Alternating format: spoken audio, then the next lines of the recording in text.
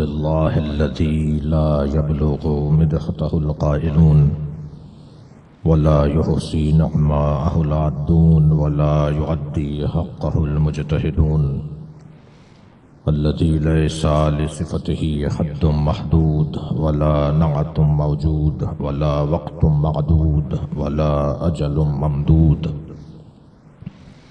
فطر الخلائق بقدرته ونشر الرياح برحمته والصلاة والسلام على الرسول المسدد المصطفى العمجد المحمود الأحمد سيدنا ومولانا ومولى الكونين جد الحسن والحسين معاني أبو القاسم محمد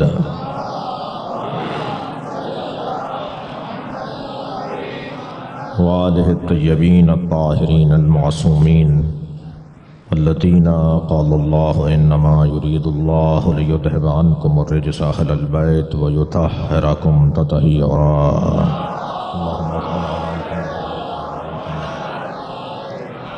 ولعنة الله على أعدائهم أجمعين من يوم عداوتهم إلى قيام يوم الدين. أما بعد، قال الحكيم في القرآن الكريم: بسم الله الرحمن الرحيم. يا أيها الذين آمنوا اتقوا الله وكونوا مع الصادقين. صلوات.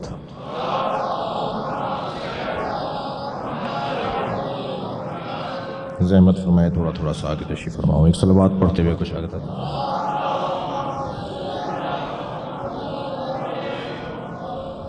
التماس ہے ایک سورہ فاتحہ اور 3 مرتبہ سورہ اخلاص. مرحومین مغفورین امیر فاطمہ زہرا خاتون، خورشید حسین زیدی، روشن علی زیدی، سیدہ اختر سلطانہ، سیدہ تہذیب زہرا، سید طفیل حسین نقوی، مقدسہ خاتون سید عشرت حسین جعفری، طاہرہ بانو، رحم اللہ من قرأ الفاتحہ. بسم اللہ الرحمن الرحیم. الحمد للہ رب العالمین الرحمن الرحیم مالک یوم الدین. ایاک نعبد و ایاک نستعین اهدنا الصراط المستقیم صراط الذین انعمت علیہم غیر المغضوب علیہم ولا الضالین. بسم اللہ الرحمن الرحیم. قل هو اللہ احد اللہ الصمد لم یلد ولم یولد ولم یکن له کفوا احد. بسم اللہ الرحمن الرحیم. قل هو اللہ احد اللہ الصمد لم یلد ولم یولد ولم یکن له کفوا احد. بسم اللہ الرحمن الرحیم. قل هو اللہ احد اللہ الصمد لم یلد ولم یولد ولم یکن له کفوا احد. اللهم صل علی محمد وعلی محمد. مغفرت کے لیے بلند تر صلوات پڑھیں.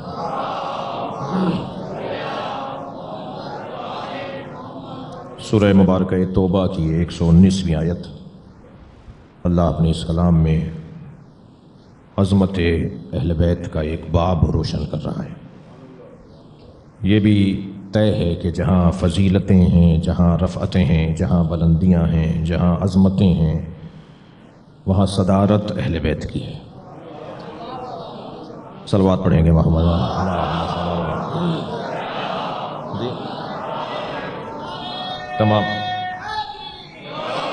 تمام تر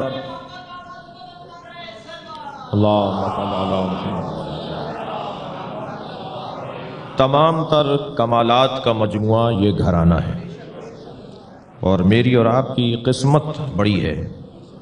ہم صاحب قسمت لوگ ہیں کہ ہم جہاں بیٹھے ہیں اس سے اچھی جگہ نہیں ہے.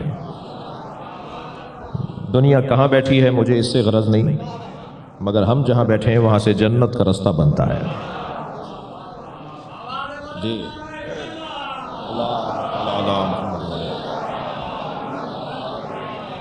اگر کبھی ہمیں غرور کرنے کی اجازت ملی، اگر کبھی اجازت ملی نا کہ کس بات پر غرور کر سکتے ہو، تو ہم غرور اس بات پر کرنے کے مجاز ہیں کہ ہم علی کو پہلا امام مانتے ہیں.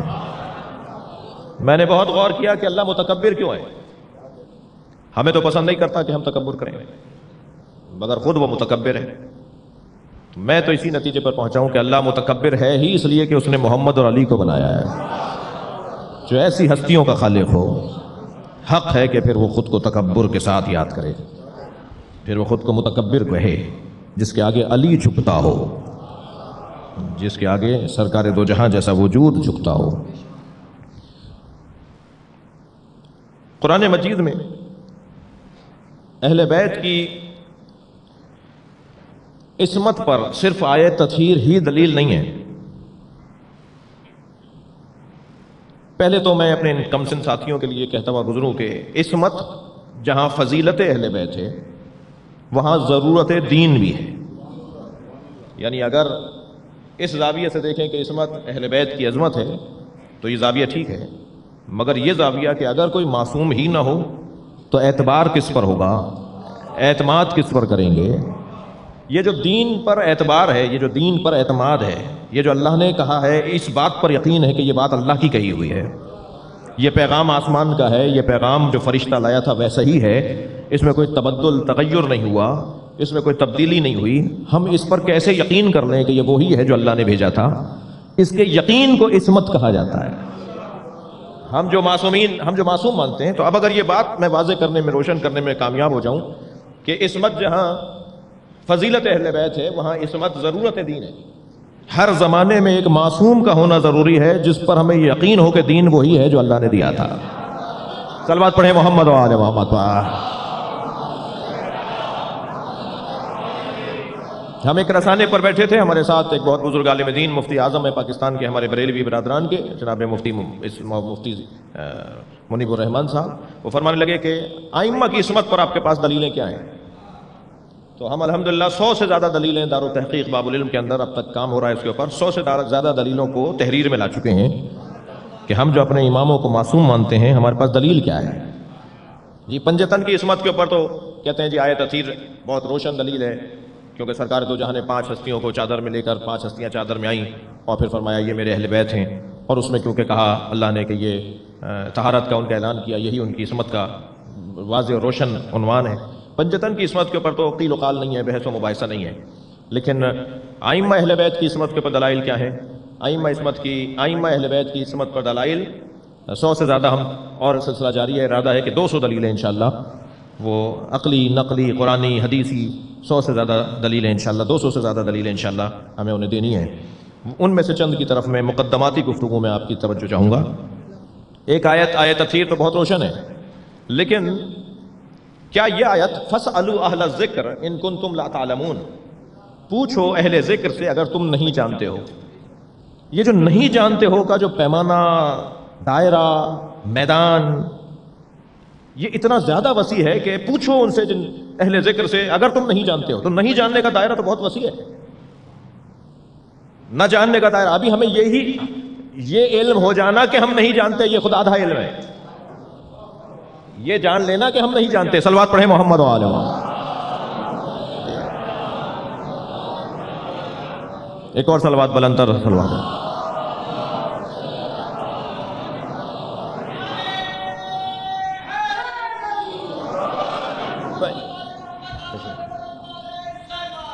اللہم صل علی. یہ جان لینا کہ ہم نہیں جانتے. ابھی پہلے تو یہ طے کرنا مشکل ہے کہ علوم کتنے ہیں. ابھی ہمیں علوم کا ہی فہرست نہیں پتا کہ علوم کے نام کیا ہیں، کتنے علوم ہیں اس دنیا کے اندر.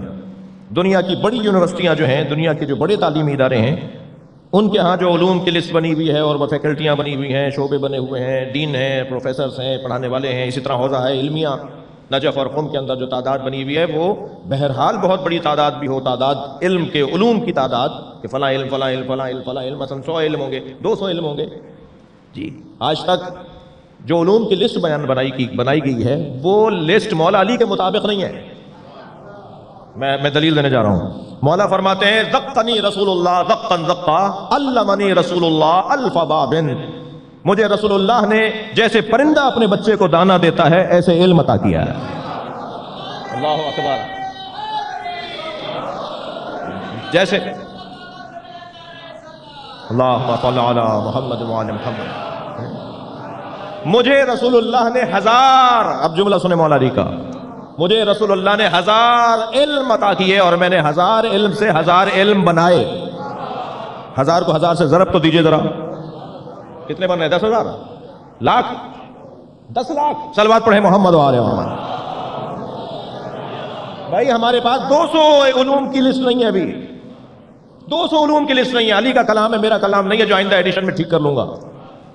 مولا کا کلام ہے، مولا کا کلام مولا کا کلام ہے. میرا ایک جملہ آپ کو ہدیہ کر رہا ہوں، خالق کا کلام قرآن اور مخلوق کا کلام نہج البلاغہ.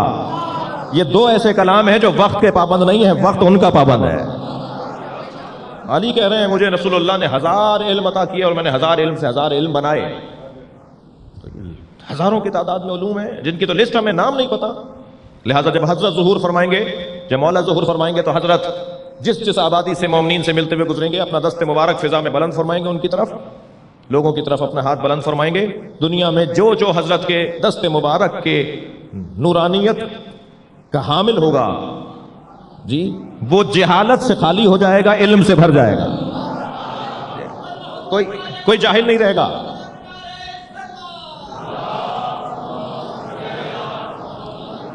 بھائی جب ایک ہی دوست نعرے لگاتے رہیں گے تو یہی ہوگا نا، کوئی اور بھی حصہ لے لیں ان کے ساتھ۔ بلند تر صلوات محمد وآل محمد، اللہم صل علی۔ توجہ ہے حضرات کی؟ تو ابھی تو ہمارے پاس علوم کی لسٹ نہیں پتا، میں علوم کی نام نہیں پتا، ہمیں فلاں بھی علم ہے، فلاں بھی علم ہے جی۔ اور قرآن پکار کے کہہ رہا ہے فاسألوا اہل الذکر ان کنتم لا تعلمون، اگر تم نہیں جانتے ہو تو اہل ذکر سے پوچھو۔ ہمارے نہ جاننے کا پیمانہ کتنا وسیع ہے، تو بس جاننے والے کا پیمانہ بھی ایسا ہی وسیع ہونا چاہیے، اتنا ہی وسیع ہونا چاہیے جی۔ ایک آیت، دوسری آیت لیجئے، یہ آیت خود دلیل عصمت ہے، یہ دلیل فضیلت اہل ذکر ہے۔ اچھا، قرآن کے ناموں میں سے ایک نام ذکر ہے، قرآن کو ذکر کہا گیا ہے، انا نحن نزلنا الذکر، ہم نے ذکر کو نازل کیا ہے، ونحن لہ لحافظون، اور ہم ہی اس کی حفاظت کریں گے۔ تو قرآن کے ناموں میں سے ایک نام ذکر ہے۔ تو اب قرآن کیا پکار کے کہہ رہا ہے؟ نہیں جانتے ہو تو اہل ذکر سے پوچھو، نہیں جانتے ہو تو قرآن والوں سے پوچھو۔ تو اب جواب وہی دے سکتا ہے جو پورے قرآن کا عالم ہو، جو احاطہ رکھتا ہو قرآن مجید کے اوپر۔ حضرت ابو ذر غفاری جب تشریف فرما ہوتے تھے، مولا کائنات کھڑے ہو کر ان کا استقبال کرتے تھے۔ کسی نے پوچھا یا علی، آپ ابو ذر کا احترام دوسروں سے ذرا زیادہ مختلف فرماتے ہیں۔ فرمان لگے ابو ذر 10 آیتوں کے فقیہ ہیں۔ میں ابو ذر کا احترام اس لیے کرتا ہوں کہ ابو ذر غفاری قرآن کی 10 آیتوں کے فقیہ ہیں۔ جو 10 آیتوں کا فقیہ ہو جائے وہ ابو ذر بنے، اور جو مجسم قرآن بن جائے اسے علی کہا جاتا ہے نا، وہ کہلائے گا اہل ذکر، وہ خانوادہ۔ اللہم صل علی محمد وآل محمد۔ اور آگے بڑھیے، یا ایھا الذین آمنوا اطیعوا اللہ واطیعوا الرسول واولی الامر منکم، اے صاحبان ایمان اللہ کی اطاعت کرو، رسول کی اور اولی الامر کی اطاعت کرو۔ یہ اطاعت مطلق ہے یا مقید ہے؟ دن میں کرنا، رات میں نہ کرنا، 40 سال سے پہلے نہ کرنا، 40 سال کے بعد کرنا، کہاں آیا ہے قرآن میں؟ اطاعت مطلق ہے، اللہ کی اطاعت، رسول کی اطاعت، اولی الامر کی اطاعت مطلق ہے۔ جب اطاعت مطلق ہے تو مطاع، جس کی ہم اطاعت کر رہے ہیں اسے کہیں گے مطاع۔ جس کی ہم اطاعت کر رہے ہیں نا، اسے بھی ایک لمحہ، ایک بال برابر اس کی زندگی میں گناہ کا گزر نہیں ہونا چاہیے، تب وہ مطاع مطلق بنے گا، تب وہ مطلق مطاع بنے گا کہ اس کی اطاعت مطلق ہو جائے جی۔ لیکن اگر ایک لمحہ بھی ان کی زندگی میں گناہ کا گزر ہو، ایک لمحہ بھی ان کی زندگی میں کوئی گناہ کا گزر ہو، تو وہ مطاع مطلق نہیں ہو سکتے، ان کی اطاعت مطلق نہیں ہو سکتی۔ صلوات پڑھ لیں ذرا محمد و آل محمد۔ اس سے بلند اور بہتر صلوات نبی علیہ وسلم۔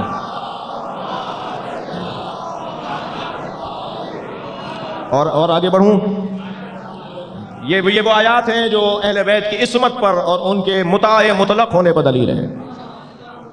تھوڑا سا اور آگے بڑھنا چاہ رہا ہوں۔ ارشاد ہو رہا ہے قل لا اسألکم علیہ اجرا الا المودۃ فی القربى، رسالت کی کوئی اجرت رسول کو نہیں چاہیے سوائے یہ کہ قربہ سے مودت کرو۔ یہ جو مطاع مطلق ہیں، یہ جو اہل ذکر ہیں، انہی کو قربہ ہونا چاہیے، یہی قربہ ہونے چاہیے۔ اس لیے کہ ادھر اللہ کہہ رہا ہے اطاعت کرو اولی الامر کی، ادھر اللہ کہہ رہا ہے پوچھو اہل ذکر سے، ادھر اللہ کہہ رہا ہے مودت کرو قربہ سے۔ یہ اگر مختلف ہوں گے نا تو ہم مدرسے میں ایک اصطلاح پڑھتے ہیں تکلیف ما لا یطاق۔ اللہ ایسی ذمہ داری ہم پر نہیں ڈالے گا جس کی ادائیگی ہمارے لیے ممکن ہی نہ ہو۔ بھائی صلوات پڑھ لیں محمد و آل محمد۔ اللہ ایسا فریضہ ہم پر ڈالے گا ہی نہیں جس کی ادائیگی ہمارے لیے ممکن ہی نہ ہو۔ تو ماننا پڑے گا جو مطاع مطلق ہیں یعنی اولی الامر ہیں، جو اہل ذکر ہیں، جو قربہ ہیں، وہ ایک ہی لوگ ہیں، وہ ایک ہی قبیلہ ہے جس کے نام مختلف ہو رہے ہیں۔ اور آگے بڑھیے، عصمت کی دلیلوں میں سے ایک دلیل جو میں نے عنوان گفتگو قرار دیا، ابھی تمیزی بیان سے گزر رہا ہوں، بہت عرصے بعد رضویہ میں حاضری ہوئی ہے۔ ارشاد ہو رہا ہے یا ایھا الذین آمنوا اے صاحبان ایمان اتقوا اللہ، تقوی پروردگار اختیار کرو، وکونوا مع الصادقین، اور سچوں کے ساتھ ہو جاؤ۔ یہ سچوں کے ساتھ ہونے کا حکم جو دیا جا رہا ہے، تو یہ وہی لوگ ہیں جو اہل ذکر ہیں، یہ وہی لوگ ہیں کہ جن کی اطاعت واجب ہے، سچے بھی وہی ہیں، اور سچوں کے ساتھ ہو جاؤ، یہ خود دلیل عصمت صادقین ہے۔ ان کے ساتھ کیسے ہونے کا اللہ حکم دے گا کہ جن کے ساتھ کہیں بھی زندگی میں کوئی گناہ کا گزر ہو۔ میں اپنے بچے کو تو اس کے ساتھ رہنے کی اجازت نہیں دیتا کہ جس کا کردار اچھا نہ ہو۔ اللہ ساری کائنات کو اہل بیت کے پیچھے لگا رہا ہے، ماننا پڑے گا کہ عصمت کا عنوان ہے۔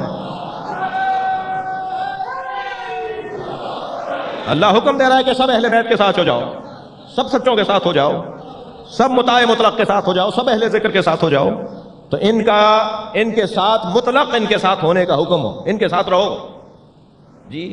یہ دلیل ہے کہ یہ گھرانہ، یہ خانوادہ، یہ قبیلہ، یہ انجمن صاحبان عصمت کی انجمن ہے۔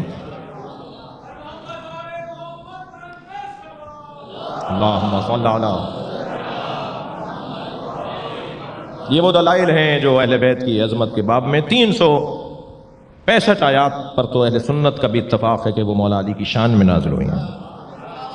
قرآن میں 365 آیات پر علامہ الحسکانی شواہد التنزیل 3 جلدی کتاب لکھ رہے ہیں، سنی عالم دین ہیں، تینوں جلدوں میں انہوں نے وہ ساری آیات کو ایک جگہ جمع کیا ہے جو مولا علی کی شان میں ہے۔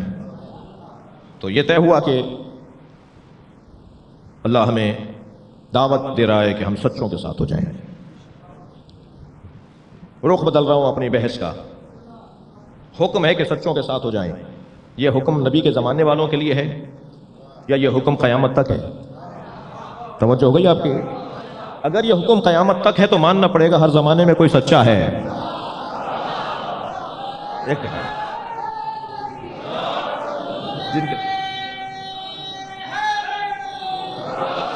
ہر زمانے میں ایک سچا ضرور،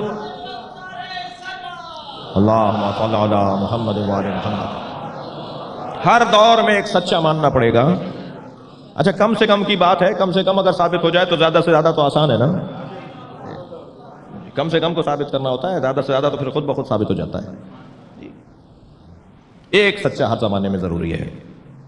صداقت کی جب بات آئے گی تو صداقت کی 3 قسمیں ہیں، اہل دقت سے توجہ چاہوں گا۔ صداقت بے اعتبار خبر، ہمارے اسد میاں نے اعلانیہ لگایا کہ امام کی شہادت کے عنوان سے مجلس ہے، مثلاً شہنشاہ حسین نقوی مجلس پڑھیں گے، یہ انہوں نے خبر دی۔ جب میں آ کے بیٹھ گیا تو یہ خبر سچی ہو گئی، تو اسے کہا جائے گا صداقت بے اعتبار خبر، جو خبر دی گئی تھی وہ سچی ہے جی۔ یہ خود بہت مشکل کام ہے، اب خبر انہوں نے دی تھی اور اگر ہم نہیں آئے تو جھوٹا کون پڑے گا؟ یہ اب کہتے پھریں گے لوگوں سے، وضاحتیں دیتے پھریں گے کہ وعدہ کیا تھا نہیں آئے، کوئی کچھ کہے گا کوئی کچھ کہے گا۔ کتنا مشکل کام ہے صداقت بے اعتبار خبر،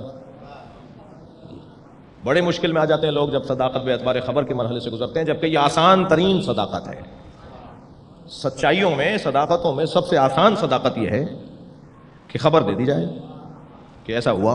یہ جو اخبار روزانہ آپ پڑھتے ہیں، خبر کی جمع ہے نا اخبار، یہ جو بیان دیا جا رہا ہوتا ہے تو یہ واقعاً ایسا ہی ہے جیسا لکھا گیا ہے جی، یا اسی طرح تڑکا لگا کر اور سرخی بنا کر اور چاشنی ڈال کر اور جاذبیت ڈال کر بنایا گیا ہے چھوٹی سی بات بڑی کر دی، تو یہ صداقت بے اعتبار خبر۔ اللہ اکبر۔ البتہ جو صداقت بے اعتبار خبر کا حامل ہوتا ہے نا، وہ ہمارے یہاں نماز پڑھا سکتا ہے۔ ابھی بعد والے مرحلے تو دور کے ہیں، میں عرض کروں گا بعد والے مرحلے، مگر پہلا مرحلہ صداقت کا یہ ہے کہ جیسا تھا ویسا بیان کر دیا جائے، اس میں وہ زیادہ اور کمی نہ کرے جی۔ خبر ہو تو بیان کی جائے تو وہ اس کی صداقت کا عنوان پائے گی نا، خبر ہی نہ ہو۔ وہ جو تینوں صداقتوں کے عنوان سے متصف ذات ہوتی ہے، صداقت بے اعتبار خبر پہلا مرحلہ، صداقت بے اعتبار وعدہ دوسرا مرحلہ، صداقت بے اعتبار عہد یہ تیسرا مرحلہ۔ یہ تینوں مرحلوں میں صداقت سے اگر کوئی گزر جائے تو پھر وہ صادق نہیں کہلاتا، صدیق کہلاتا ہے۔ اور مولا علی اپنے سینے پہ ہاتھ رکھ کے فرماتے ہیں انا صدیق الاکبر، میں سب سے بڑا صدیق ہوں۔ بی بی کے القاب میں کیا لقب ہے؟ صدیقہ۔ سیدہ کے القاب میں صدیقہ، صادقہ نہیں۔ صادقہ اور صدیقہ میں فرق ہے، صادق اور صدیق میں فرق ہے جیسے عالم اور علیم میں فرق ہے جی. صدیقہ، صدیق مؤنث مذکر کا فرق. جو ان تینوں مراحل صداقت پر کامیاب ہو اور باکمال ہو تو پھر وہ صدیق ہے. اور صدیق اسے کہتے ہیں جو وہ کہہ دے وہ ہو جائے. تمہارے کپڑے درزی کے پاس ہیں، کپڑے نہیں تھے، فاطمہ نے کہا ہے تو ہیں. صلوات پڑھیں محمد و آل محمد پر. توجہ کر رہے ہیں؟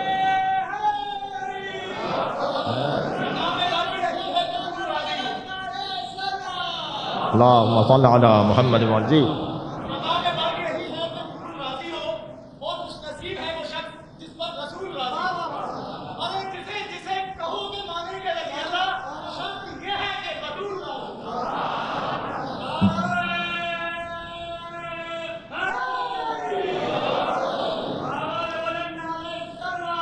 اللہم صل علی محمد و آل محمد. بھائی میں ایران اور عراق میں، لبنان اور بحرین میں تو مجلس پڑھ نہیں رہا، میں تو پاکستان میں، وہ بھی کراچی میں مجلس پڑھ رہا ہوں. تو یہ جو صلوات اور نعرے ہیں نا، یہ ہماری ثقافت کا حصہ ہے، یہ یہاں کی عزاداری کا حصہ ہے. اللہم صل علی. اس لیے ایک دو چہرے میں دیکھ رہا ہوں تھوڑے سے اس مزاج کے نہیں ہیں، تو وہ پاکستانی ہیں تو مزاج اپنا بنائیں.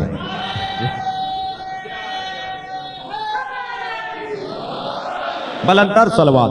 اللہم صل علی محمد و آل.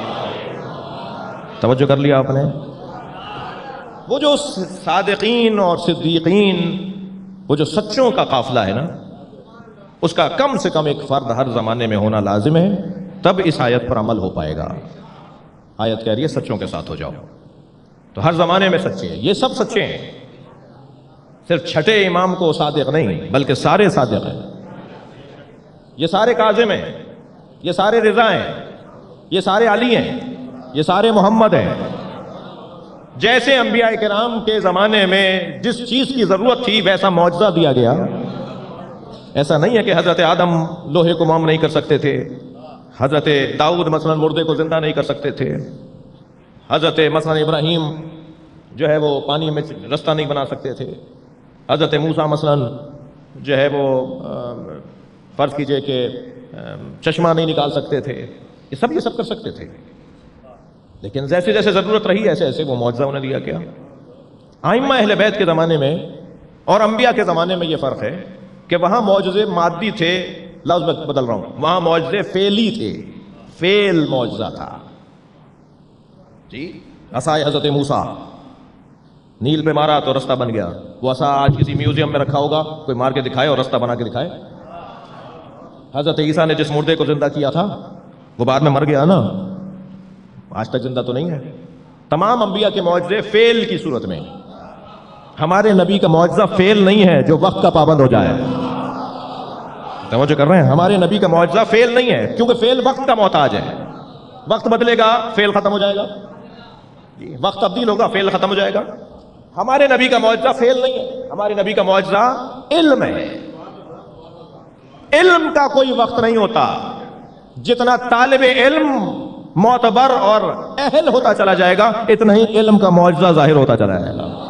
لہذا میں ان بچوں سے کہتا ہوں کہ سائنس کو ترقی کرنے دو. جتنی سائنس ترقی کرے گی اتنا اہل بیت کی عظمت روشن ہوگی، اتنا اہل بیت سے لوگوں کا قرب بڑھنا شروع ہو جائے گا. علوم کو پھیلنے دیجئے، علوم کو عام ہونے دیجئے. یہ اہل بیت کی عظمت کا مقدمہ ہے علوم کا عام ہونا. تھک تو نہیں رہے میری باتوں سے؟ ہمارے اللہم صل علی محمد و آل محمد. ائمہ اہل بیت کا معجزہ ان کا علم ہے. ائمہ اہل بیت کے معجزے ان کا علم ہے. میں ایک ایسے موڑ پر اپنے بیان کو لے آیا ہوں کہ آپ سے میں تھوڑی سی توجہ اور چاہوں گا. دعوی علم کرنا، علم کا دعویٰ کرنا خود بہت مشکل بات ہے. بڑے بڑے لوگوں نے دعویٰ علم کیا مگر وہ کسی بند گلی میں جا کھڑے ہوئے، پشیمانی کا انہیں سامنا کرنا پڑا. تو دعویٰ علم کرنا مشکل بات ہے، لیکن یہ قدرے پھر بھی آسان ہے ثابت کرنا اپنے علم کو. اچھا ایک اور جملہ میں، ایک اور بات اسی سے جڑی ہوئی. علم ذخیرہ معلومات کو نہیں کہتے. اگر علم ذخیرہ معلومات کو کہیں گے نا تو کمپیوٹر سے بڑا کوئی عالم نہیں ہے. علم ذخیرہ معلومات کو نہیں کہا جاتا. علم معلومات کو معلومات سے جوڑ کر نتیجہ نکالنے کو کہا جاتا ہے. میری جو معلومات ہیں، آپ کی جو معلومات ہیں، ایک علم کو، ایک معلوم کو دوسرے معلوم سے جوڑ کر ایک تیسرے نتیجے تک پہنچنے کو علم کہا جاتا ہے. بھائی یہی تو فرق تھا نا فرشتوں میں اور حضرت آدم میں. فرشتوں کے پاس ذخیرہ معلومات تھا، معلوم کو معلوم سے جوڑ کر نتیجہ نکالنے کی صلاحیت آدم میں تھی. ابھی تو فضیلت پائی حضرت آدم نے. بہت لوگ ہوتے ہیں جو اپنی معلومات کا اظہار کر رہے ہوتے ہیں اور اچھا بول رہے ہوتے ہیں. کیسے ثابت کریں گے کہ یہ علم بھی ہے یا نہیں؟ علم جب تک ثابت نہیں ہوگا جب تک کہ اس کی تاثیر ثابت نہ ہو. اہل دقت سے شکر گزار ہوں ان کا. کسی نے کہا جی یہ فلاں دوا ہے، وہ دوا کھا لی کو اثر ہی نہیں ہوا، تو کیسے مانیں یہ فلاں دوا ہے؟ مثلا فرض کریں امام معصوم کی حدیث کہ جو مثلا سیب کھائے گا اس کو یہ فائدہ ہوگا، سیب کھا لیا فائدہ نہیں ہوا، تو کیسے مانیں یہ سیب ہے؟ ہر پھل اپنی تاثیر رکھتا ہے نا، ہر غذا اپنی تاثیر رکھتی ہے نا. بلڈ پریشر لو ہو رہا تھا، شہد کا چمچہ چٹا دیا، بلڈ پریشر جو ہے وہ نارمل ہو گیا. فوراً معلوم ہوا کہ جی اس کا ہی اثر ہوا ہے. تاثیر. ہم اشیاء کو تاثیر سے پہچانتے ہیں نا، یعنی اشیاء کی شناخت کا ایک ذریعہ تاثیر ہے. ایک آدمی لمبی لمبی باتیں کر رہا ہے، بڑی بڑی کتابیں لکھ رہا ہے، اونچی اونچی گفتگو کر رہا ہے، اسے علم بولیں یا نہیں بولیں؟ معصوم فرما رہے ہیں کہ اگر کوئی اپنے علم کا اظہار کرے اور اس میں حلم نہ ہو، اگر کوئی اپنے علم کا اظہار کرے اور اس میں حلم نہ ہو، اس میں تحمل مزاجی نہ ہو، اس میں برداشت نہ ہو، اس میں صبر نہ ہو، تو کہہ دو کہ وہ عالم نہیں ہے. یعنی مجھے اگر کسی کو ناپنا اور تولنا ہے کہ کون کتنا بڑا عالم ہے تو مجھے دیکھنا ہوگا کون کتنا بڑا حلیم ہے. حلم علم کا پتہ بتاتا ہے. جتنا حلم زیادہ ہوگا مجھے ماننا پڑے گا یہ اتنا ہی بڑا عالم ہے. دیکھنا چاہوں گا عزیزان گرامی، اللہ جو ہمیں صادقین کے ساتھ ہونے کا حکم دے رہا ہے، اس گھرانے کو اللہ نے مکمل خانوادہ صداقت قرار دیا ہے. ضرورت جس دور میں جس امام معصوم کے حالات کے مطابق تھی ایسا ہی لقب انہیں دے دیا گیا. تو اب انبیاء کرام کے معجزے فعل اور ائمہ اہل بیت کے معجزے علم یعنی حلم. مولا علی نہج البلاغہ میں فرماتے ہیں خبردار اہل بیت کے باب میں الجھنا نہیں کہ کون عالم ہے، کون اہل بیت ہے اور کون اہل بیت نہیں ہے. فلاں کہتے ہیں وہ بھی اہل بیت ہیں، فلاں کہتے ہیں وہ بھی اہل بیت ہیں، فلاں کہتے ہیں وہ اہل بیت نہیں ہے. مولا علی ایک حل دے رہے ہیں. حضرت فرمانے خبردار اس میں نہ الجھنا کون اہل بیت میں ہے کون اہل بیت میں نہیں ہے. یخبرکم، مولا علی کا جملہ، یخبرکم حلمہم عن علمہم، تمہیں ان کا حلم بتائے گا کہ ان میں عالم کون ہے. اہل بیت کا حلم بتائے گا کہ اہل بیت کون ہے. کوئی بھی کہہ دے میں اہل بیت ہوں، حلم بتائے گا کہ اہل بیت کون ہے. ان کا حلم ان کے علم کا پتہ بتاتا ہے. اس گھرانے کا سب سے بڑا امتیاز عزیزان گرامی ان کا علم اور حلم ہے. معجزے اللہ نے کسی امام کو دیے، کسی امام کو معجزہ دیا صداقت کا، کسی امام کو معجزہ دیا کظم غیظ کا، کسی امام کو معجزہ دیا رضا بے قدر الہی کا، کسی امام کو معجزہ دیا نقاوت کا، کسی کو تقاوت کا، کسی کو عسکریت کا. یہ جیسے جیسے زمانے کی ضرورت تھی ایسے ایسے معجزے دیے جاتے رہے. میں اور آپ جس ممدوح کے لیے جمع ہیں اس کی زندگی مکمل زندگی معجزہ ہے. واحد امام ہیں، دقت چاہوں گا میرا مقدمہ یہاں ختم ہو رہا ہے، واحد امام ہیں جن کی ولادت کو امام نے شیعت کے لیے برکت قرار دیا ہے. جی اللہم صلی علی محمد. میرے مولا رضا کا فرمان سنا رہا ہوں آپ کو. فرماتے ہیں ھذا المولود الذی یولد فینا اعظم برکتا علی شیعتنا. مولا رضا کا محمد مولا تقی کے لیے جملہ. ھذا المولود الذی یولد فینا، یہ بچہ جس کی ولادت ہمارے گھر میں ہوئی ہے. میں اس الجھن میں نہیں جانا چاہتا، وہ آہستہ آہستہ یہ الجھنیں دور ہو رہی ہیں کہ لفظ ولادت ائمہ کے لیے بولنا چاہیے نہیں بولنا چاہیے. جب امام خود اپنے لیے لفظ ولادت بول رہے ہیں تو تم امام سے زیادہ جانتے ہو. صلوات پڑھ لیں ذرا محمد و آل محمد پر. 100 سے زیادہ حدیثیں ہیں ائمہ کی جس میں ائمہ نے اپنے لیے لفظ ولادت استعمال کیا ہے. کہاں کرو گے ان حدیثوں کو؟ کہاں لے جاؤ گے ان فرامین کو؟ جی عقیدت جذباتیت کو نہیں کہتے. تھک رہے ہیں آپ میری باتوں سے. عقیدت جذباتیت کو نہیں کہتے. عقیدت کا بڑا گہرا تعلق علمیت سے ہے. علم کی بنیاد پر عقیدت ہونی ہے. لفظ ولادت نہیں بولو یہ توہین ہے. اچھا خود ائمہ جو بول رہے ہیں اپنے لیے تو وہ فرامین پڑھنا چھوڑ دیں. خود جو اللہ نے حضرت عیسیٰ اور حضرت یحییٰ کے لیے اور انبیاء کے لیے لفظ ولادت قرآن میں استعمال کیا تو آیت پڑھنا چھوڑ دیں. یہ ممبر جہالت کا ممبر نہیں ہے. اس ممبر سے رقیق اور ہلکی باتیں نہیں ہونی چاہیے. صلوات پڑھیں محمد و آل محمد. لفظ ظہور عقیدت کے عنوان سے محبت میں لفظ ظہور بولنے میں کوئی غلط بھی نہیں ہے. اگر کوئی ائمہ کے لیے ان کی آمد کے حوالے سے لفظ ظہور بولتا ہے تو غلط نہیں ہے وہ. البتہ امام کے لیے آخری امام کے لیے لفظ ظہور ولادت کو ظہور بولنے میں الجھن ہو جائے گی. لیکن اور ائمہ کے لیے لفظ ظہور بولنے میں کوئی الجھن نہیں ہے. لیکن یہ کہنا کہ ولادت میں توہین ہے یہ علم سے خالی بات ہے. اب یہ میں حدیث سنا رہا تھا نا آپ کو امام رضا کا فرمان ھذا المولود الذی یولد فینا. یہ مولود کہتے ہیں جس کی ولادت ہو. اچھا میں اپنی تسلی کے لیے ایک جملہ کہہ رہا ہوں. لفظ مشترک ہوتا ہے معنی مشترک نہیں ہوتے. اللہ عالم ہے, نبی عالم ہے, مولا علی عالم ہے, مولانا نے نبی نماز پڑھائی عالم ہے. کیا سب ایک جیسے عالم ہیں؟ اللہ نے اپنے آپ کو قرآن میں شہید کہا ہے, نبی کو شہید کہا ہے. مولا علی کو قرآن میں لفظ شہید, جس آیت میں لفظ شہید مولا علی کے لیے استعمال ہوا ہے سورہ رات کی آخری آیت, شہید سبت جعفر بھی شہید ہیں, پروفیسر تقی ہادی بھی شہید ہیں. تو جیسا اللہ شہید ہے ایسے شہید نہیں ہے. لفظ تو وہی ہے, شین ہا یا دال, لفظ تو وہی ہے. لفظ مشترک ہے معنی مشترک نہیں ہے. جب لفظ ولادت ہمارے لیے استعمال ہوگا تو اس میں نجاست ہے, جب ان کے لیے استعمال ہوگا تو اس میں طہارت ہے. صلوات پڑھیں محمد و آل محمد. ان کے لیے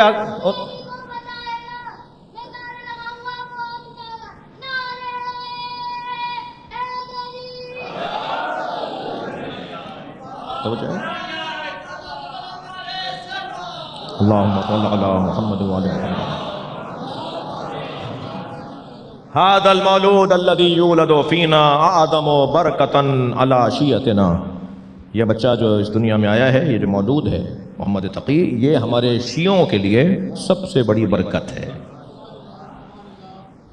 سب سے بڑی برکت ہے. اللہ اکبر. ہمارے علاوہ جتنے بھی مذاہب ہیں وہ بند گلیوں میں کھڑے ہیں, یو ٹرن انہیں لینا پڑ رہا ہے. الحمدللہ ہم اہل بیت سے جڑے ہوئے لوگ پہلے سے ہی بنیادی طور پر مضبوط لوگ ہیں. میں نے ابتدائی بیان میں کہا کہ اگر کبھی تکبر کرنے کی اجازت ملی تو اسی بات پر ملے گی کہ ہم جس دروازے پر بیٹھے ہیں اس سے اچھا دروازہ نہیں ہے. اس سے چلے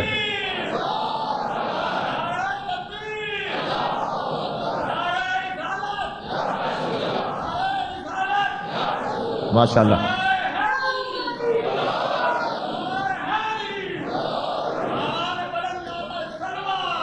اللہم صل علی محمد.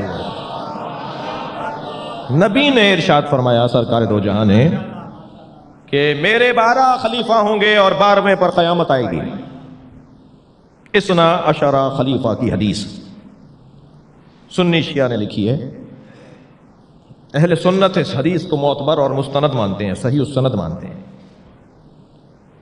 حدیث کے طرق مختلف ہونے کی وجہ سے متن میں اختلاف ضرور ہے کہ کہیں سرکار نے 12 کے نام لیے, کہیں سرکار نے 9 کے نام لیے, کہیں سرکار نے 3 کے نام لیے, اور باقی فرمایا 9 من ولد الحسین.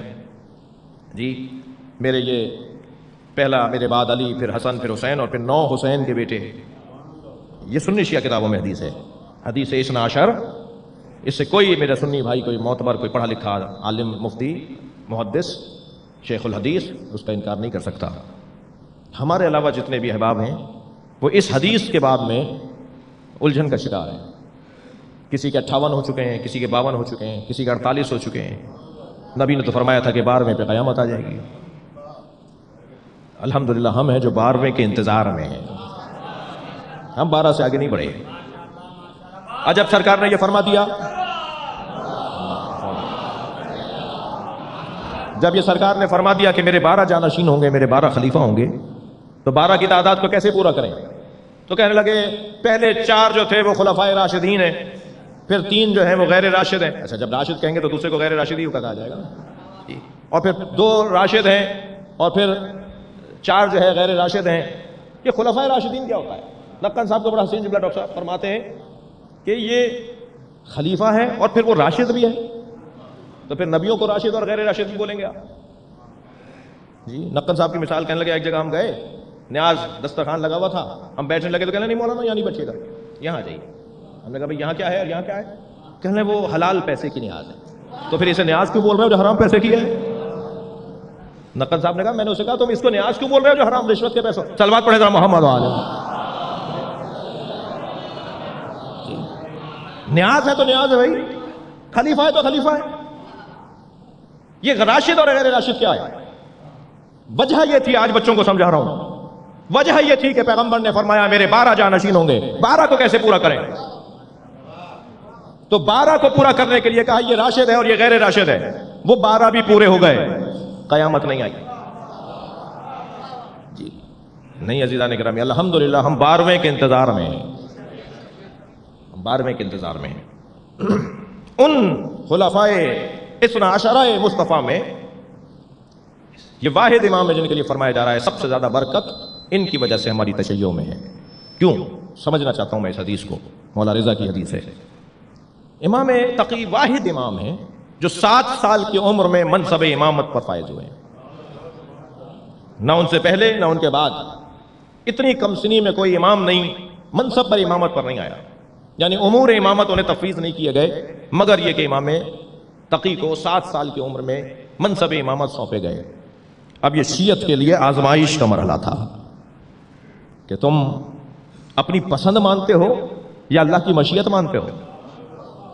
لہذا ایک تعداد نے انکار کرنا شروع کر دیا کہ بچہ امام کیسے ہو سکتا ہے، اور جنہوں نے امامت کو مان لیا امام تقی کے، وہ لوگ در حقیقت صحیح شیعہ قرار پائے، یعنی چھانا گیا شیعوں کو، آزمایا گیا شیعوں کو، اور نکھارا گیا اور نتھارا گیا شیعوں کو، سالم اور غیر سالموں کو علیحدہ کیا گیا، آزمائش سے گزارا گیا۔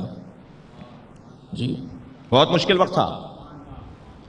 7ویں امام کے زمانے سے شیعت میں فرقے بننا شروع ہوئے، شیعہ فرقوں میں تقسیم ہونا شروع ہوا 7ویں امام کے زمانے سے۔ اور عزیزان گرامی یہ بھی ایک عبرت تاریخ ہے کہ جب کبھی آپ فرقے بنتا ہوا دیکھیں، گروپنگ دیکھیں، تناؤ کھچاؤ دیکھیں، جی پارٹی بازیاں دیکھیں، اس کا ایک سبب مجھے معاف کیجئے گا پیسہ ہوتا ہے، پیسہ۔ تاریخ بول رہی ہے پیسے کی خاطر گروپوں میں تقسیم ہوتے ہیں لوگ۔ پیسہ، یہ اسکناس، یہ کرنسی، یہ سکے، یہ ڈالر، یہ پیسہ، یہ روپیہ خطرناک چیز ہے۔ ایک عارف کی خدمت میں زیارت کے لیے حاضر ہوا، انہوں نے کچھ باتیں ہم سے بتائیں۔ ہمارے جو بزرگ عرفاء اور اولیاء الہی ہوتے تھے نا، وہ نوٹ کو ہاتھ نہیں لگاتے تھے، چمٹا رکھا ہوا ہوتا تھا انہوں نے چھوٹا سا اپنے پاس، چمٹا۔ بعض لوگوں کے لیے مذاق کی باتیں ہیں جی، وہ اس چمٹے سے نوٹ کو پکڑتے تھے، کہتے تھے یہ اس کو ہاتھ لگاؤں میں جس کا کام ہی فساد ہے۔ صلوات پڑھیں ذرا محمد و آل محمد۔ ایک اور صلوات محمد و آل محمد۔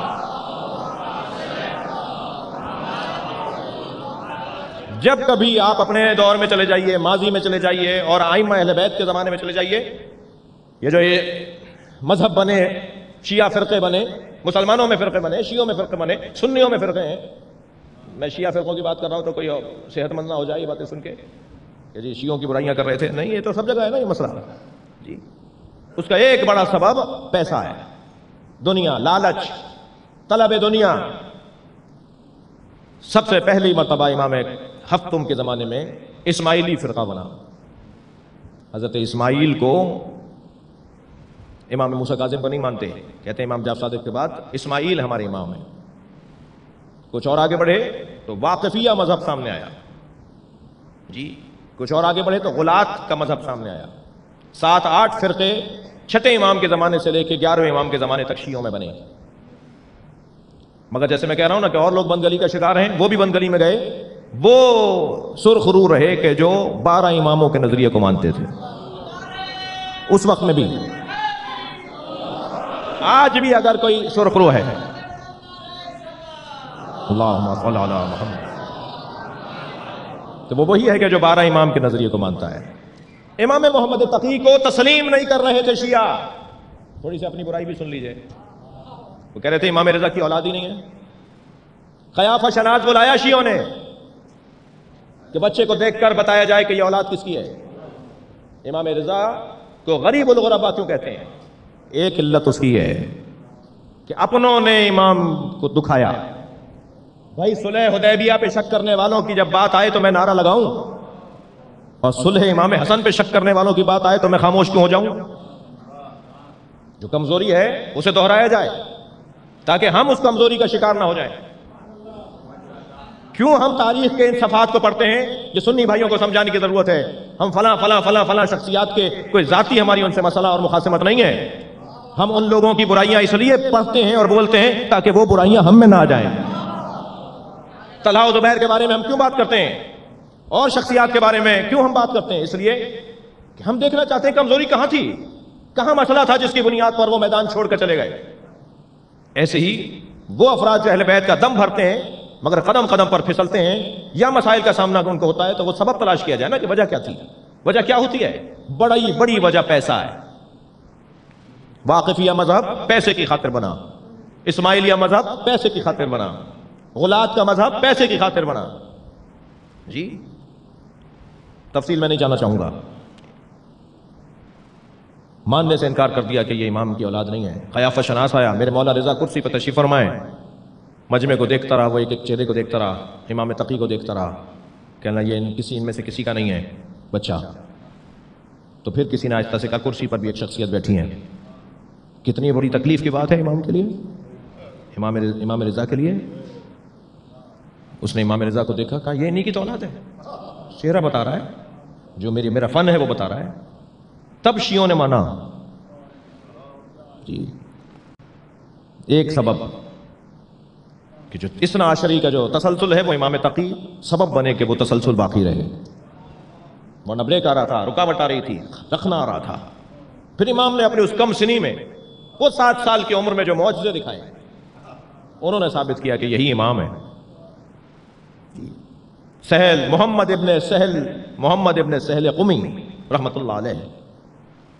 ایک میں اپنے قبیلے کے لوگوں سے گلہ بھی کروں کہ ہم لوگ اہل سنت کے برخلاف جب شخصیات کا نام لیتے ہیں، سلمان فارسی جیسے بڑے بھائی تھے میرے، ابو ذر غفاری جیسے میرا چھوٹا بھائی ہو، بھائی ادب سے کوئی حضرت لگا دو، کوئی رضی اللہ تعالیٰ عنہ بول دو، کوئی علیہ السلام بول دو۔ میں اپنے قبیلے کے لوگوں سے گلہ کر رہا ہوں، ذاکرین سے گلہ کر رہا ہوں، جی ایسے بول دیتا ہوں جیسے میرے بڑے بھائی ہیں۔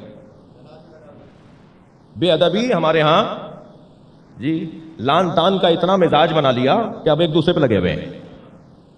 بے ادبی، میں ان بچوں سے کہہ رہا ہوں کہ ہوشیار ہو جائیں ذرا، بہت ساری چیزیں ہمارے ہاں کھلی غلطیاں اس وقت ہو رہی ہیں، روشن ہم خامیوں کا شکار ہیں۔ اہل سنت کی موٹی موٹی غلطیاں ہیں، انہیں ٹھیک کرنا پڑے گا، انہیں شیعوں کی موٹی موٹی غلطیاں انہیں ٹھیک کرنا پڑے گا شیعوں کو، ورنہ پشیمانی اور ندامت کے علاوہ کچھ اور نہیں ہے۔ بے ادبی بڑھتی جا رہی ہے جی، بزرگوں کی داڑھیوں میں ہاتھ ڈال رہے ہیں بچے، مرجعیت کے اوپر وہ تبصرہ کر رہا ہوتا ہے جسے طہارت کرنا نہیں آتی،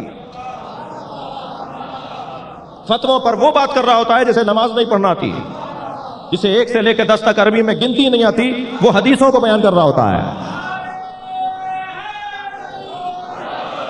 خدا کے لیے اللہم صل علی محمد و آل محمد، ادب اور احترام کا خیال، یہ اگر نہیں ہوگا تو ہم مشکلات کا سامنا کریں گے۔ حضرت محمد ابن سہل قمی رحمت اللہ علیہ چل رہے ہیں، کہاں سے؟ قم سے، حج کی غرض سے۔ حج کے بعد معصوم کی زیارت حج کا حصہ ہے،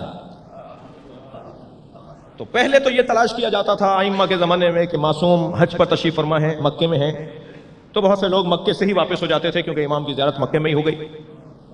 لیکن اگر امام کی زیارت مکے میں نہیں ہو پاتی تھی، یعنی حضرت جا چکے ہوتے تھے، نہیں زیارت کر پائے، رش تھا، مجمع تھا اور حضرت مدینہ تشریف لے گئے تھے، تو پھر واجب ہوتا تھا، ضروری ہوتا تھا کہ وہ مکے سے مدینہ جائیں۔ آج ہمارے لیے لازم اس لیے ہوتا ہے کہ ہم حج کرنے کے بعد ہم مدینہ اس لیے جاتے ہیں کہ وہاں ائمہ اہل بیت کی قبریں ہیں، سرکار دو جہاں کا مزار ہے، جناب سیدہ کی قبر گمشدہ ہے، مگر یہ طے ہے کہ مدینے میں بھی ہیں، اس لیے ہم وہاں جاتے ہیں، مدینہ اس لیے جاتے ہیں۔ تو محمد ابن سہل چلے ہیں، امام 7 سال کی عمر میں امام ہوئے ہیں، مولا رضا کی شہادت ہو چکی ہے جی، مدینہ منورہ مکہ المکرمہ میں حضرت کی زیارت کا شرف نہیں ملا، تو پھر یہ مدینہ پہنچے۔ کہتے ہیں جب میں مدینہ پہنچا اور حضرت کے دولت قدے پر، دولت سرا پر پہنچا، تو چاہنے والوں کا اتنا جم غفیر تھا، اتنی آمد و رفت تھی کہ بہت دیر لگی مجھے حضرت تک پہنچنے میں۔ میں نے سوچا یہ تھا رستے میں کہ حضرت سے تبرک کے طور پر پیراہن مانگوں گا، مولا مجھے اپنا پیراہن دے دیجئے، میں اسے تبرک کے طور پر اپنے پاس رکھوں گا۔ تبرک کی تاریخ بھی عزیزو روشن تاریخ ہے، ہم تبرکات کے قائل لوگ ہیں، ہم تبرکات کا احترام کریں، تبرک ماننے والے لوگ ہیں۔ عجیب داستان ہے، جو تبرک کو مانتے نہیں ہیں نا، وہ مکے سے زمزم لالا کے بانٹتے ضرور ہیں۔ صلوات پڑھیں ذرا محمد و آل محمد۔ قرآن مجید میں فیہ سکینۃ من ربکم، تابوت سکینہ، قرآن مجید میں ایک تابوت کا ذکر ہے، تابوت سکینہ، فیہ سکینۃ من ربکم، اس تابوت کے اندر تمہارے رب کی طرف سے سکینہ ہے، یعنی تمہارے رب کی طرف سے ایک سکون پہنچانے والا انتظام ہے۔ اس میں کیا ہے جو امام زمانہ لے کر آئیں گے تابوت؟ وہ حضرت نوح کے زمانے سے تابوت چلا رہا ہے، آدم ثانی، حضرت نوح، حضرت موسیٰ، حضرت عیسیٰ، حضرت ابراہیم، ہمارے نبی، تمام انبیاء کرام کی تبرکات اس میں جمع ہیں۔ اور انبیاء کرام کے زمانے میں جب کوئی مشکل گھڑی آتی تھی انبیاء کی امت کے لیے، تو پھر کہا جاتا تھا تابوت نکال کر لاؤ۔ وہ جب تابوت باہر آتا تھا نا، مجمع میں آتا تھا، تو اس کے آنے کی برکت سے مصیبتیں دور ہوتی تھیں۔ یہ تاریخ ہے، قرآن کی تفسیر بیان کر رہا ہوں میں، صلوات پڑھیں ذرا محمد و آل محمد۔ مجھے تعجب ہوتا ہے کہ ایک بہت بڑا طبقہ ہے عبد الوہاب کا ماننے والا، جو تبرکات کو نہیں مانتا مگر تابوت سکینہ کی تفسیر کرتا ہے۔ قرآن مجید میں تابوت سکینہ کا ذکر ہے، اس میں انبیاء کے تبرکات ہیں، ان کی تفسیر کرتا ہے، مگر کہتا ہے تبرک لینا اور دینا، تبرک ماننا، تبرک بنانا، تبرک کسی کو تبرک قرار دینا، یہ بدعت ہے، یہ حرام ہے۔ عجیب موش و غربا ہے جی۔ تابوت، تبرک، یہ ہماری تاریخ ہے۔ کہتے ہیں کہ میں تبرک کے طور پر، اس بحث میں بہت دیر ٹھہر سکتا تھا لیکن میں اپنے مضمون سے دور ہو رہا ہوں جی۔ تبرکات کے حوالے سے بات ہونی چاہیے تفصیل سے کسی اور مرحلے پر، کہ میں قمیص مانگوں گا امام تقی سے تبرک کے طور پہ رکھنے کے لیے۔ کہتے ہیں جب میں حضرت کی خدمت میں پہنچا تو ماحول ایسا تھا کہ مجھ پر ایک روب طاری تھا اس ماحول کا۔ جب سرکار کے چہرے کو دیکھا تو میرے ہاتھ پیر کانپنے لگے، مجال ہی نہیں تھی مجھے کہ میں حضرت سے کچھ کہوں سوائے اس کے کہ میں آپ کے ہاتھوں کو چوم کر پیچھے ہٹ جاؤں جی۔ میں آگے بڑھا، میں نے حضرت کے ہاتھوں کا بوسہ دیا، رش بہت تھا، لوگ ملنے والے تھے، میں پیچھے ہٹا، واپس باہر آیا، اپنے سرائے پہنچا، قافلے میں شریک ہوا۔ ہمارا قافلہ مدینے سے رخصت ہو رہا ہے۔ مدینے کے دروازے پر ہم پہنچے تو ایک گھوڑا دوڑاتا ہوا شخص آیا اور اس نے کہا اس قافلے میں محمد ابن سہل قمی کون ہے؟ نہ اس وقت مولا نے میرا نام پوچھا، نہ میں نے مولا کو نام بتایا۔ میں نے فوراً اپنی اماری سے، اپنی جس اونٹ کی اماری میں بیٹھا ہوا تھا، میں نے آواز دی کہ میں ہوں۔ کہ ان کے اونٹ کو روکو۔ اونٹ بٹھوایا گیا، اس نے ایک کپڑے میں لپٹا ہوا، ایک غلاف میں لپٹی ہوئی قمیص آگے بڑھا کے کہا کہ تمہیں تو امام سے کچھ مانگنا تھا نا، یہ امام تقی نے اپنا پیراہن تمہیں بھیجا ہے۔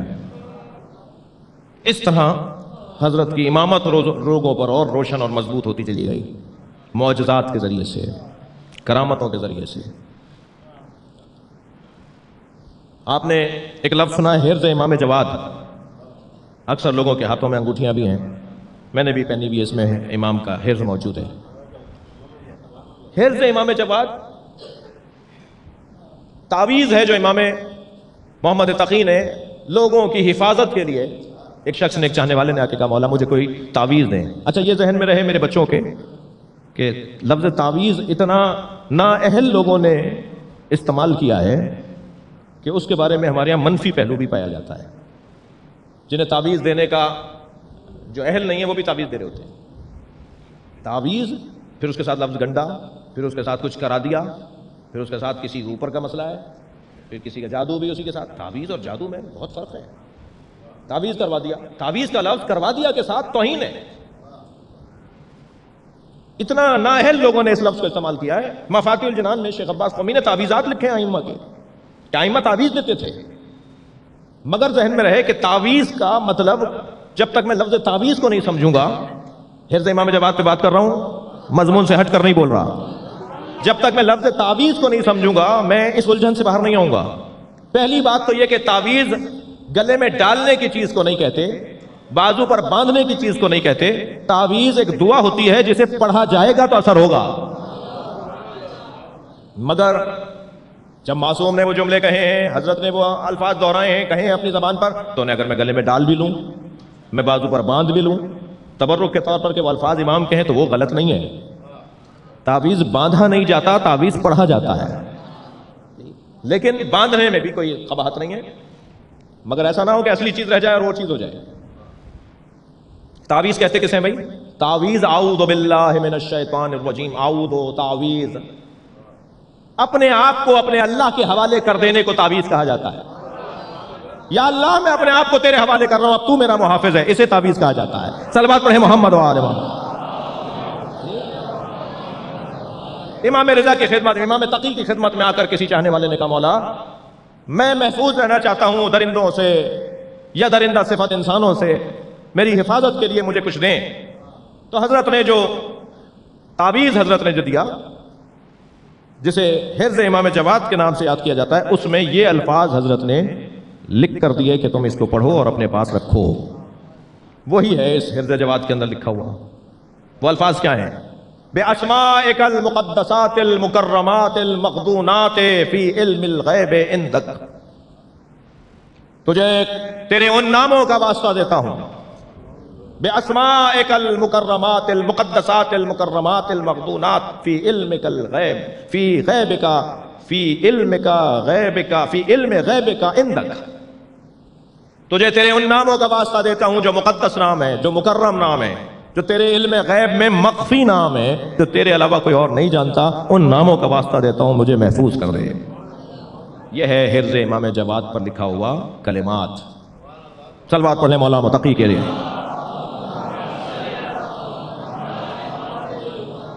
اور عزیزان گرامی، حضرت کی زندگی کا ایک روشن پہلو، امام جب مطاع مطلق ہے، کوئی امام کسی جابر، ظالم، سلطان، بادشاہ سے مروب نہیں ہو سکتا. میرے مولا گھر سے تشریف فرما ہوئے ہیں، باہر بچے کھیل رہے ہیں. مولا کھیلنے کے لیے نہیں گئے، اس لیے کہ مولا صادق فرماتے ہیں ہمیں کھیلنے کے لیے پیدا نہیں کیا گیا، ہمیں لہو و لعب کے لیے پیدا نہیں کیا گیا، ہم اس دنیا میں اس کام کے لیے نہیں آئے ہیں. بچے کھیل رہے ہیں، مولا وہاں کھڑے ہیں کہ ایک مرتبہ حاتم کی سواری گزرتی ہے. بچوں نے بادشاہ کی سواریوں کو آتے ہوئے دیکھا تو دوڑنا شروع ہو گئے، مگر میرے مولا تقی نہیں گئے. جب اس نے دیکھا سب بھاگ رہے ہیں مگر ایک بچہ ہے جو کھڑا ہے، قریب آ کر پوچھتا ہے کہ جب سب چلے گئے تو تم کیوں نہیں گئے؟ مولا نے فرمایا جگہ تنگ نہیں تھی جو میں جاتا، تمہارے گزرنے کے لیے بڑی جگہ تھی، کوئی جگہ تنگ تو نہیں ہو رہی تھی میری وجہ سے کہ میں چلا جاتا. دوسرے میں نے کوئی ایسا کام نہیں کیا جو مجھے تم سے کوئی ڈر لگے، مجھے تم سے کس بات کا خوف. اپنی سواری کو لگام ایڑ لگائی اور آگے بڑھا. واپس آیا، وہی منظر، بچے دیکھ کر بھاگے مگر میرے مولا کھڑے رہے. شاید وہ اس لیے بھی وہاں گئے تھے کہ ان بچوں کو بھی بڑا بنائیں، ان سکھائیں کہ کیسے بات کی جاتی ہے. سب بچے چلے گئے، میرے مولا نہیں گئے. یہ پھر رک گیا، کہنے لگا گئے کیوں نہیں؟ جب سب چلے گئے تم نہیں گئے. حضرت نے فرمایا میں نے تمہارے اس سوال کا جواب پہلے دے دیا تھا، دوبارہ تکرار کرنا بھی ضروری نہیں سمجھتا. تعجب ہو رہا ہے یہ کون ہے؟ مٹھی آگے بڑھا کر کہنے لگا بتاؤ میری مٹھی میں کیا ہے؟ حضرت نے فرمایا میرے آبا و اجداد نے بتایا ہے کہ بادشاہوں کا مزاج ہے، وہ شکار کا شوق رکھتے ہیں، اور وہ جب شکار کھیلنے جاتے ہیں تو اپنے باز کو فضا میں چھوڑتے ہیں اور ان کا باز سمندر سے دریا سے مچھلی پکڑ کر لاتا ہے اور وہ مٹھی میں دبا کے اولیاء الہی کا امتحان لیتے ہیں. اللہ اکبر. ہاتھ میں مٹھی میں مچھلی تھی. علامہ ذیشان حیدر جوادی نے بڑا حسین جملہ لکھا ہے اس واقعے کو بیان کرتے ہوئے. وہ فرماتے ہیں اگر امام اتنا کہہ دیتے تو میری مٹھی میں مچھلی ہے تو علم امام کا تو اندازہ ہو جاتا, وسعت علم امام کا اندازہ نہ ہوتا. صلوات پڑھیں مولا کی ذات پر. مجھے معاف کیجیے گا, میں 1 گھنٹے سے زیادہ بول چکا ہوں. مولا کی زندگی کے عناوین میں ایک عنوان حضرت کی مظلومیت ہے. جیسے نبی مکرم کے ساتھ کچھ عورتوں کا تعلق, کچھ زوجاؤں کا تعلق ایسا تھا جو نبی کے لیے تکلیف دہ تھا. میں نہیں کہہ رہا, قرآن سورہ تحریم میں 4 آیت ہے جی. ان تظاہر علیہ, اگر تم نے میرے نبی پر چڑھائی کی, میرے نبی پر روب جمانے کی بات کی نا, تو جان لو ان تتوبا فقد سخت قلوبکما, اگر تم نے ایسا کرنے کے بعد توبہ بھی کر لی تب بھی تمہارے دل ٹیڑھے رہیں گے. اور جان لو ان اللہ مولا, اللہ میرے نبی کا مولا ہے, وجبریل وصالح المومنین, مومنین میں جو صالح شخص ہے, سب نے لکھا ہے کہ صالح المومنین سے مراد مولا علی ہیں. یہ 2 بیویوں سے اللہ مخاطب ہو رہا ہے سورہ تحریم کے اندر.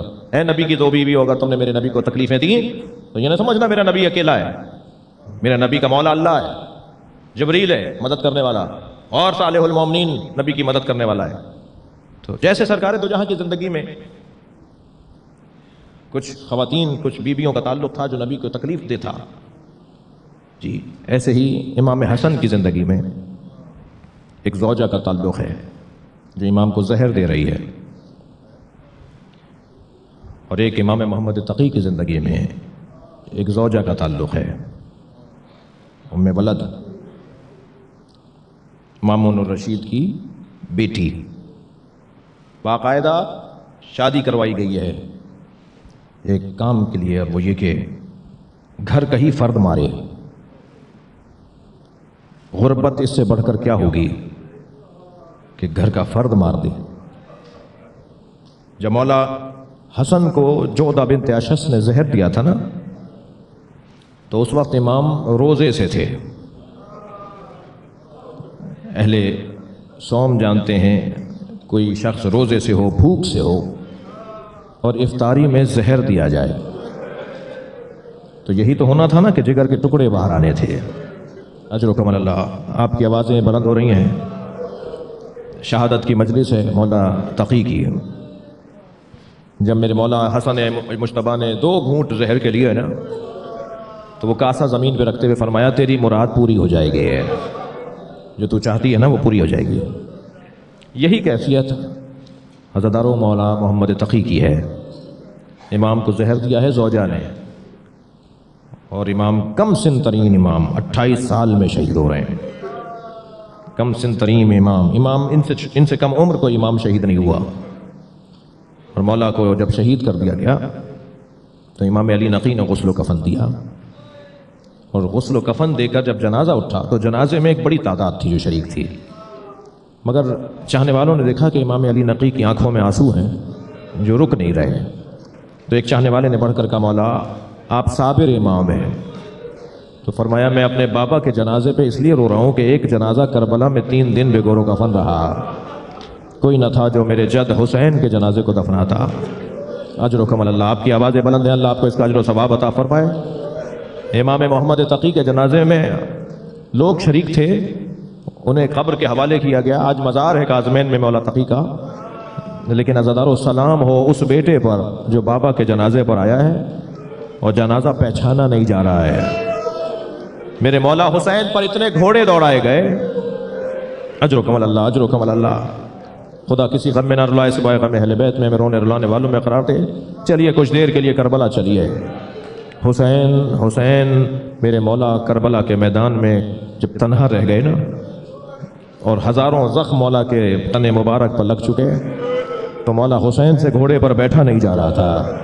کبھی دائیں گرتے تھے تو زین کو سنبھل کر زین کو پکڑ کے سنبھلتے تھے, کبھی بائیں گرتے تھے تو زین کو پکڑ کے سنبھل جاتے تھے. اس کیفیت میں حسین ابن علی ہیں. 6 مہینے کا سفر کرنے والا, 6 مہینے سے سفر پر ایک مسافر ہے جو کوفے کا رہنے والا ہے.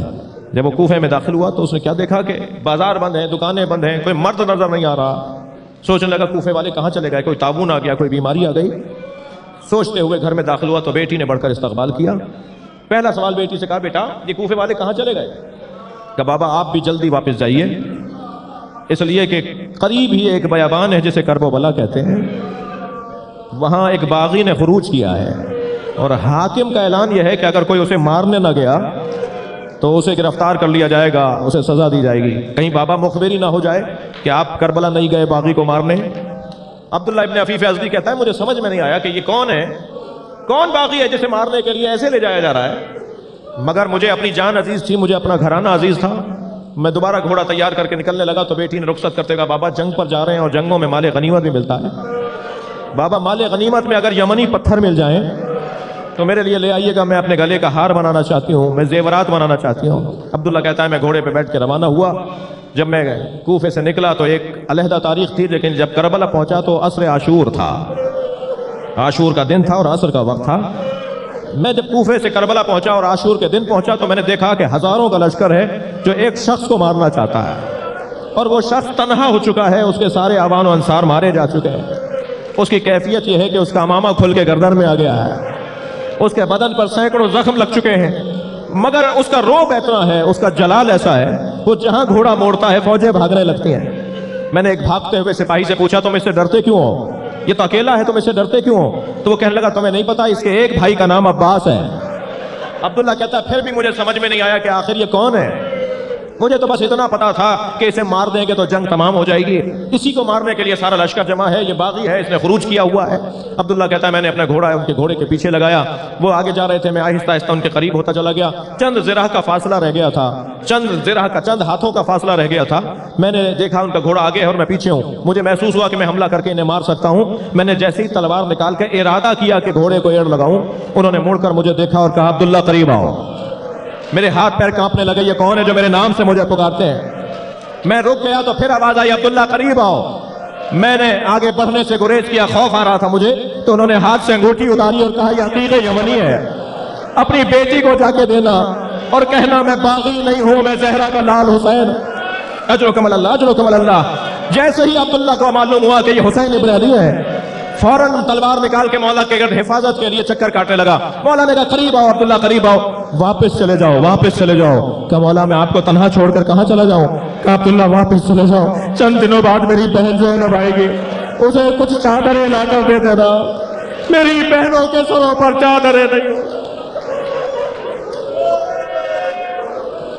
اللہ لعنت اللہ علی قوم الظالمین، فَسَيَعْلَمُ الَّذِينَ ظَلَمُوا أَيَّ مُنْقَلَبٍ يَنْقَلِبُونَ۔ یا اللہ ان نوازوں پر رحمت نازل فرما، رونے والوں کی توفیقات میں اضافہ فرما، بانیان کی توفیقات میں، رزق میں، عزت میں اضافہ فرما، امام زمانہ کے ظہور میں تعجیل فرما۔ ایک سورہ فاتحہ، 3 مرتبہ سورہ اخلاص۔ حاضرین مجلس کے مرحومین، جن مرحومین کے نام میں نے ابتدا میں لیے، خاص طور پر امیر فاطمہ اور اس گھرانے کے دیگر مرحومین متعلقین